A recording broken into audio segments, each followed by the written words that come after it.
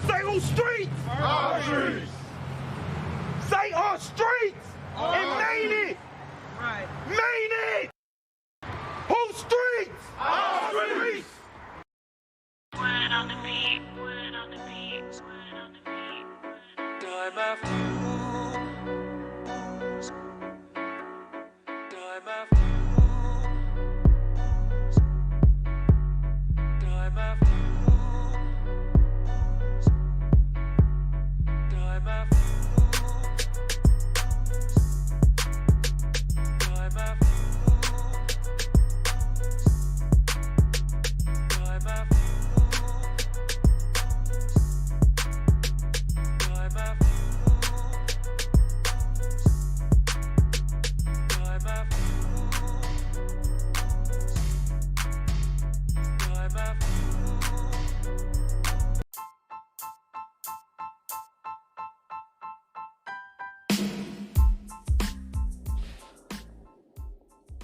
What up? It's your boy Bazz, and y'all tuned in to another episode of ENDS Podcast.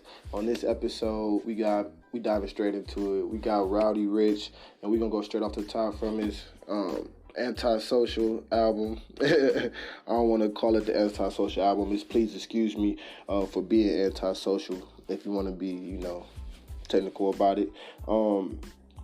But at the same time, we want to dive straight into it. I want y'all to listen to a few seconds of the intro, just to get a feel for the song as we go into breaking it down. From out the streets became a millionaire. I know niggas started in the trap and they still there. Remember I was robbing all about jewelry and I still wear it. Came a long way with all my niggas and they still here. My big bro behind bars fight 200 years. I got the call, I lost my dog, I don't know how to feel. Gotta stay on service time, you know it's wartime. I ain't used to leave the house without my 4-5. I ain't got no time. So basically, just starting off the gate, just from off of what you just heard, I feel like he just started laying it on you. He started letting you know about his traumas and basically just what he been through, just coming out the gate that helped build him to where he's at today. And then he also lets you know where he at today, But going more deep into it, this album comes with a lot of notable features. For one in particular, one of my favorites is the Meek Mill joint, Peter. Also, another song I like on the album is Box, but then that's just a little different. But yeah, he got a few notable features, and the album, I feel like it's packed just right, and at that the lineup, he got like a hitter lineup. Like as y'all just heard, that's the intro. Just starting out the gate, he started hitting it raw with the emotions. He started tying you into the album, and you can start to see how the album is going to kind of translate to the name, where he says, "Please forgive me for being antisocial." So first off the bat, like he hitting you with the, with the heavy hitters of what's going on in his life. Like he said, he still wear the chain that he bought from, that he got back when he was robbing. Which let him know that like he present, but his past, he ain't never forget about his past in a sense, because his past is what helped made him who he is today. And you'll hear that as he starts to go down the line and he starts to reflect back on his brother's situation and just his mindset that he wake up with on a daily basis. But then when he kind of reflect back on those moments, it kind of give you his perspective of like, damn, like this is what he actually been through. And you got to get an understanding of who the artist is, not necessarily what the music is, if you kind of get what I mean. And I go more in a deeper thought with that. When I say like who the artist is more so like this is like the key components or the key compounds that make up who I am. Like, you feel me? Versus where you think about music, you be thinking about, all right, who was the producer, the artist, where he get his sound from and stuff like that. More so, where did he get the thought process of his lyrics? What kind of influences, creativity, what kind of influence, just the entertainer he is overall, which means, he's saying like, please excuse me for being antisocial. As a musician, as a entertainer, people expect for you to always be social, but he like, I come from a certain type of background where we wasn't as social, and here's why. So please excuse me if I'm not the most friendliest person, or please excuse me for if I'm not the most talkative or most expressionate or just the most outgoing person in the endeavors that you may feel I should be, all joyful about. But I feel like it's a dope song, and really going off into it, I like how the intro of it, just going into the energy flow of it. And you can see that his energy also start to pick up as he start to tell his story, and the beat also start to pick up. So I feel like those two was like parallel with each other, which was pretty good, which kind of keep you on track and kind of keep you building up, And then it's kind of, and I feel like it's a good pass off to the next song. Like just diving straight into it, because then now you want to kind of see what the next emotion is going to be. So it's sort of like storytelling. It's like, oh snaps, you just watched all this stuff happen. Now what's going to happen? Like, now what's the next part of the story? And that's what I also like about the album is when I was speaking about like lining it up, you want to think about like storytelling. Like, I want to see like the different points.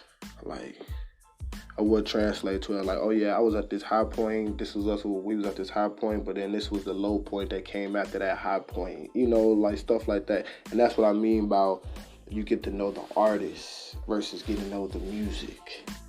Because sometimes the artists, you could go back and reflect on the moment how the music was made. Like, man, we was in the studio. It was late that night. I happened to see such and such down in the next studio. Then they ended up coming in collab, and then it was just a magical moment. Then next thing you know, we created this great hit. Yeah, that's the story behind the music. But I want to hear the story behind the artist. So I like when artists a lot of times align their music up in a way where it's sort of like telling a story of their life or their experience or that emotion. And not saying keeping you on an emotional roller coaster, but it's keeping you emotionally stimulated in a sense. Like, you're not going to be just turned up the whole time, because eventually you're going to fall out of turn up energy. You feel me? And then it's like, all right, well, this music is only good for when I'm turning up, which is cool, because some people only want to make that type of energy flow music. And you got some people, that's the only way they want to feel when they listen to music. That's the energy. That's what they want speaking back to them. They want to feel energy. They listen to music to get energy. So yeah, so that's why I say like, and then understanding the story behind those type of artists too. But we gonna go back into Roddy Ricch, because this is about Roddy Ricch. I feel like for him coming out the gate, especially going into the year, man, he's already a Grammy Award nominated for 2 singles. I want to say Ballin' with Mustard, and then also with Nipsey Hussle, Racks in the Middle. It could be a very, very, very good year. He started it off well, especially with dropping the album. He's doing well on the charts, doing well in the numbers. And then I feel like it's going to really help position him and position his sound in the industry. And with today's music, that's a big thing.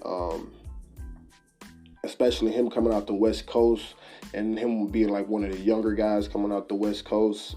He's able to like kind of build a platform for that younger voice, LA. Even though there's a lot of other young talent coming out of LA and the West Coast that's making noise, but right now he got a lot of clout, and he got a lot of support, and he got a lot of people following his movement right now. And really, people is like gravitating towards songs when you start thinking about the younger crowd. Excuse me, my bad, y'all. Had to burp. But when you start thinking about the younger crowd and younger generation, the type of sound that they gravitating to, because really they're gonna be the ones that's gonna be pushing the music next. But if you think about the songs and the sounds that they gravitating to, he got that new sound, but he also have that lyrical,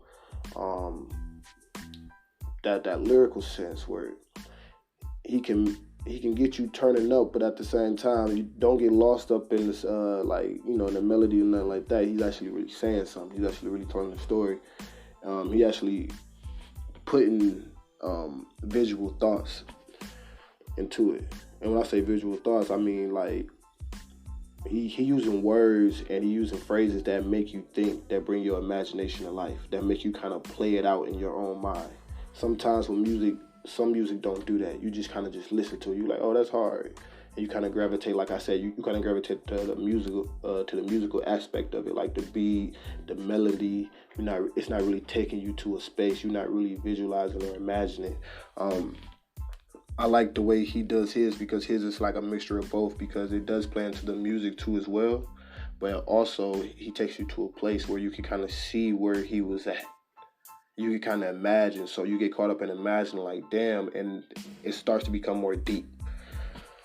But, it's your boy Bazz, and this is just a music review on the boy Roddy Ricch, man. I wish him the most success in his career. Man, and if y'all haven't, go listen to that. Please excuse me for being antisocial. And the track that we just covered, man, is the intro, man. It's going to be the first song y'all hear, man, right off the gates. And when you tune into it, man, comment. Man, let me know how you feel, man. And if you bold about it, man, your voice hold weight, man. Send us a voice message, man. Let us know how you feel. It's your boy Bass, and y'all tune in to ENDS Podcast, and we out.